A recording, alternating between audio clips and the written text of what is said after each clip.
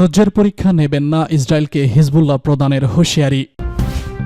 এদিকে প্রথম ধাপের ৩৩ জিম্বির ছবি প্রকাশ করল ইসরায়েল, ৮ জনই মৃত। আরও থাকছে প্রেসিডেন্ট হিসেবে প্রথম দিনে 10টি কাজের পরিকল্পনা ট্রাম্পের। সর্বশেষে জানিয়ে দেব গাজায় যুদ্ধবিরতি, নেতানিয়াহুকে যে ভয়ঙ্কর হুঁশিয়ারি দিলেন এরদোগান। ধৈর্যের পরীক্ষা করবেন না ইসরায়েলকে হিজবুল্লাহ প্রদানের হুঁশিয়ারি। লেবাননের সশস্ত্র গোষ্ঠী হিজবুল্লাহর মহাসচিব শেখ নাইম কাসেম ইসরায়েলকে হুঁশিয়ারি দিয়ে বলেছেন, দখলদার শত্রুরা যেন হিজবুল্লাহর ধৈর্যের পরীক্ষা না নেয়। তিনি বলেছেন, আমরা ইসরায়েলি শত্রুকে সতর্ক করে দিচ্ছি, আমাদের ধৈর্য পরীক্ষার চেষ্টা করবেন না। হিজবুল্লাহ প্রধান শনিবার এক ভিডিও বার্তায় বলেছেন, তিনি এই সময় লেবানন সরকারের প্রতি আহ্বান জানিয়ে বলেন, ইসরায়েলি আগ্রাসনের বিরুদ্ধে একটি দৃঢ় অবস্থান নিতে হবে এবং জায়নিস শত্রু দ্বারা সংগঠিত যুদ্ধবিরতি চুক্তি লঙ্ঘনের শতাধিক ঘটনার বিরুদ্ধে দৃঢ়তার সঙ্গে পদক্ষেপ নিতে হবে। এদিকে গাজার যুদ্ধবিরতি প্রসঙ্গে হামাসকে অভিনন্দন জানান হিজবুল্লাহর মহাসচিব। শেখ নাইম কাসেম বলেছেন, হামাস সহ প্রতিরোধ গোষ্ঠীগুলো এবং ফিলিস্তিনি জনগণ ইসরায়েলের বড় পরিকল্পনাকে ব্যর্থ করে দিয়েছে। আমরা ফিলিস্তিনি জনগণ এবং হামাসকে এই যুদ্ধবিরতি চুক্তির জন্য অভিনন্দন জানাই। এটি হামাসের দৃঢ়তাকে প্রদর্শন করেছে। সংগঠনটি তাদের কাঙ্ক্ষিত লক্ষ্য অর্জন করেছে, তবে শত্রুরা তাদের ফলাফল অর্জন করতে পারেনি। দখলদার প্রশাসনের মধ্যে মতভেদ বাড়ছে উল্লেখ করে তিনি বলেছেন, এর মাধ্যমে সমাধান হলো ফিলিস্তিনি ভূখণ্ডকে তার অধিকৃত মালিকদের কাছে ফিরিয়ে দেওয়া। এদিকে অবরুদ্ধ গাজায় গত 15 মাসে বেশি সময় ধরে চালানো যুদ্ধের ইসরায়েলি বাহিনী 47,000-এরও বেশি ফিলিস্তিনিকে হত্যা করেছে, যাদের মধ্যে অধিকাংশ নারী ও শিশু। এছাড়া আহত হয়েছে 1,10,450 জনের বেশি। এহেন পরিস্থিতিতে কাতার, মিশর এবং যুক্তরাষ্ট্রের মধ্যস্থতায় গত বুধবার বেনিয়ামিন নেতানিয়াহুর মন্ত্রিসভায় গাজায় যুদ্ধবিরতির জন্য হামাসের সঙ্গে যুদ্ধবিরতি ও বন্দী বিনিময় সংক্রান্ত একটি চুক্তি অনুমোদন করেছে। দীর্ঘ 6 ঘণ্টার বৈঠকের পর ইসরায়েলি মন্ত্রিসভা যুদ্ধবিরতি চুক্তি অনুমোদন দেয়। শনিবার নেতানিয়াহুর অফিস এক সংক্ষিপ্ত বিবৃতিতে জানায়, বন্দী বিনিময় ফেরত আনার অবকাঠামো মন্ত্রিসভা অনুমোদন করেছে এবং এর কার্যকারিতা রোববার থেকে শুরু হবে। প্রথম ধাপে 33 জিম্বির ছবি প্রকাশ করল ইসরায়েল, 8 জনই মৃত। গাজার যুদ্ধবিরতি চুক্তির প্রথম ধাপে হামাসের হাতে বন্দী 33 জিম্মিকে মুক্তি দেওয়া হবে, যাদের মধ্যে 25 জন বর্তমান জীবিত এবং বাকি 8 জন নিহত বলে মনে করছে ইসরায়েলি কর্তৃপক্ষ। এক প্রতিবেদনে খবর দিয়েছে ইসরায়েলি গণমাধ্যম ইয়েনেট। ইসরায়েলি কর্মকর্তারা শনিবার জানিয়েছেন, হামাসের বন্দিত্ব থেকে মুক্তির জন্য নির্ধারিত 33 জন জিম্মির মধ্যে 25 জন জীবিত বলে ধারণা। এই মুক্তি চুক্তির প্রথম ধাপে এই সিদ্ধান্ত কার্যকর করা হবে। এরই মধ্যে ইসরায়েলি সরকার একটি অনুমোদন দিয়েছে। হামাসের সঙ্গে চুক্তির অধীনে ইসরায়েল 773 জন ফিলিস্তিনি বন্দীকে মুক্তি দেবে, যাদের নাম সরকার অনুমোদনের পরপরই বিচার মন্ত্রণালয় প্রকাশ করেছে। এর পাশাপাশি গাজায় আরও 1,01,750 বন্দীকে মুক্তি দেওয়া হবে, যাদের কেউই 7 অক্টোবর হত্যাকাণ্ড অংশ নেয়নি। ফলে মোট 1,904 জন ফিলিস্তিনিকে মুক্তি দেওয়া হবে। তবে চুক্তির বিরোধিতা কিছু মন্ত্রী উদ্বেগ প্রকাশ করে বলেছেন, এত বেশি সংখ্যক বন্দী মুক্তি দেওয়া নিরাপত্তার জন্য হুমকি হতে পারে। তাদের মতে, হামাতের হাতে আটক আইডিএফ নেতাদের মুক্তি করতে হলে ভবিষ্যতে যাবজ্জীবন সাজাপ্রাপ্ত এবং সব সন্ত্রাসীকেও মুক্তি দেওয়া লাগতে পারে। জাতীয় নিরাপত্তা পরিষদ সরকারের অনুমোদনের সঙ্গে একটি মতামত সংযুক্ত করেছে।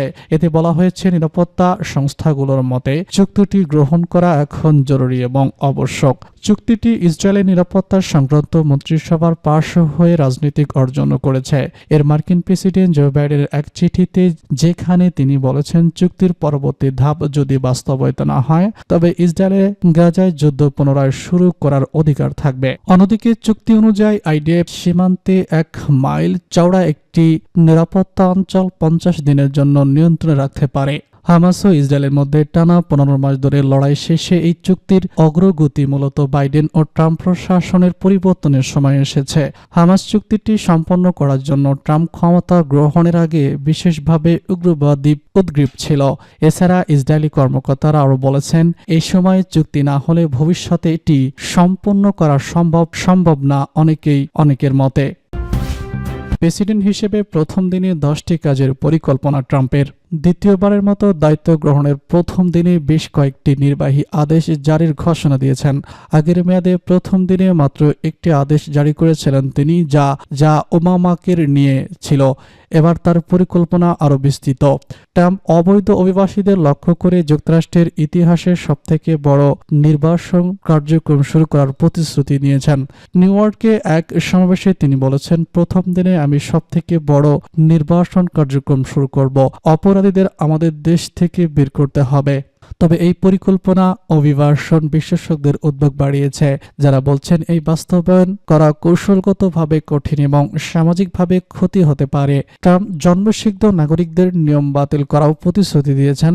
যুক্তরাষ্ট্রে জন্মগ্রহণকারী প্রত্যেক নাগরিকত্ব প্রদান করা হয় 14তম সংশোধনীর অধীনে। ট্রাম্প এ নিয়ম প্রথম দিনে বাতিল করার ঘোষণা দিয়েছেন। এছাড়াও বাইডেন প্রশাসনের উন্মুক্ত সীমান্ত নীতি বাতিল করার কথাও বলেছেন।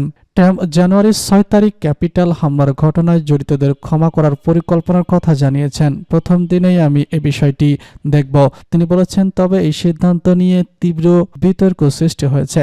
অনেকেই বলেছেন এটি আইনের শাসনকে দুর্বল করতে পারে। ট্রাম্প দাবি করেছেন তিনি প্রেসিডেন্ট হওয়ার আগে রাশিয়া ইউক্রেন যুদ্ধ বন্ধ করবেন। তিনি বলেন, আমি পুতিন এবং জেলেনস্কির সঙ্গে ভালো সম্পর্ক রাখি, তারা আমাকে সম্মান করে, কিন্তু বাইডেনকে তারা সম্মান করে না। ট্রাম্প মেক্সিকো ও কানাডা থেকে আমদানিকৃত পণ্যের উপর 25% শুল্ক আরোপের ঘোষণা দিয়েছেন। তার মতে ট্যারিফ শব্দটি হলো সবথেকে সুন্দর শব্দ। এছাড়াও তিনি বাইডেনের বিদ্যুৎ গাড়ির মাইন্ড বাতিল এবং যুক্তরাষ্ট্রের তেল উত্তোলন বাড়ানোর কথা বলেছেন। ট্রাম্প ঘোষণা করেছেন প্রথম দিনেই তিনি নারী খেলোয়াড় ট্রান্সজেন্ডার থাইল্যান্ডের অংশগ্রহণ বন্ধ করবেন। এছাড়াও লিঙ্গ পরিচয় সংশোধনমূলক তত্ত্বের কার্যক্রম বাতিল করার প্রতিশ্রুতি দিয়েছেন, যা নিয়ে এলএসডিটিউ প্লাস সমর্থকদের মধ্যে তীব্র প্রতিক্রিয়া দেখা গেছে। ট্রাম্প আমেরিকা এবং অস্ট্রিকে পুনরুজ্জীবিত করার প্রতিশ্রুতি দিয়েছেন। তিনি বলেন, আমেরিকার তৈরি গাড়ি মানেই আমেরিকার ভবিষ্যৎ। ট্রাম্পের প্রথম দিনের পরিকল্পনাগুলি সাহসী এবং ব্যাপক, তবে বাস্তবায়নের দিকে থেকে এগুলো কৌশলগত চ্যালেঞ্জের মুখে পড়তে পারে। তার এই পরিকল্পনা শুধু তার প্রশাসনের নির্দেশনা নয়, বরং যুক্তরাষ্ট্রের ভবিষ্যতের দিক নির্ধারণও বড় ভূমিকা রাখবে। গাজায় যুদ্ধবিরতি, নেতানিয়াহুকে যে হুঁশিয়ারি দিলেন এরদোগান। ইসরায়েলি প্রেসিডেন্ট বেনিয়ামিন নেতানিয়াহুর যুদ্ধবিরতি চুক্তি লঙ্ঘনের আভাস আছে উল্লেখ করে তুর্কি প্রেসিডেন্ট রিসেপ তাইয়িপ এরদোগান বলেছেন, এবার যদি ইসরায়েল যুদ্ধবিরতি চুক্তির কোনো ধরনের লঙ্ঘন করে তাহলে তা মেনে নেওয়া হবে না।